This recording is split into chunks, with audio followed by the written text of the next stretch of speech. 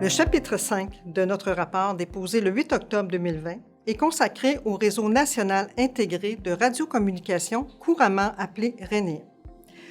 Autorisé par le gouvernement du Québec en 2002, ce projet avait pour but de regrouper les différents intervenants de la sécurité publique et civile sur un même réseau. En 2020, le RENIR est toujours en cours de déploiement, puisqu'une partie importante des policiers de la Sûreté du Québec ne l'utilisent pas pour leur communication vocale. Nous avons constaté qu'en 2020, plus de 15 ans après le démarrage du projet, RENIR n'est pas encore suffisamment exploité. Des réseaux qui devaient être remplacés ne l'ont pas été.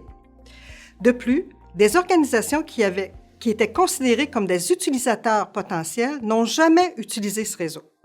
Par exemple, les policiers municipaux, les pompiers et les ambulanciers de la région de Montréal ont toujours leur propre réseau de radiocommunication.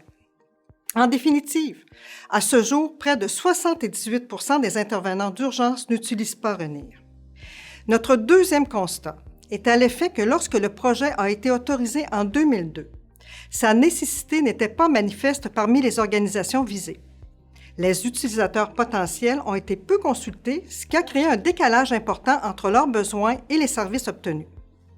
Notre troisième constat fait état que plus du double des sommes prévues au départ ont été consenties au développement du RENIR.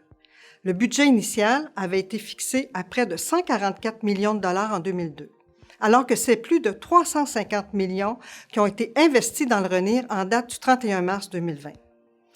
De plus, depuis 2013-2014, un déficit d'exploitation est enregistré annuellement.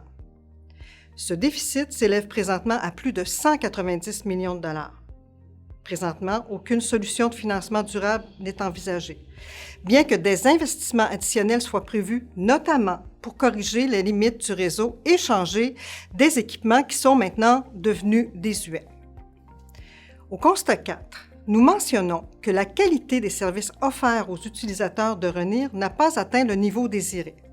Les utilisateurs du RENIR se sont déclarés insatisfaits des longs délais quant au suivi et à la résolution des nombreux incidents en lien avec les équipements et les services rendus.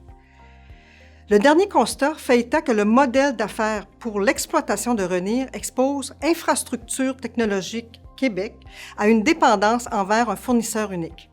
En effet, par exemple, près de 85 % de la valeur des contrats d'achat d'équipements ont été attribués à l'entreprise qui a développé le réseau.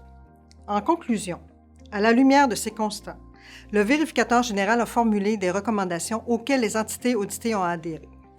Pour des détails à ce sujet, la meilleure source est notre rapport intégral accessible dans le site Web du Vérificateur général du Québec.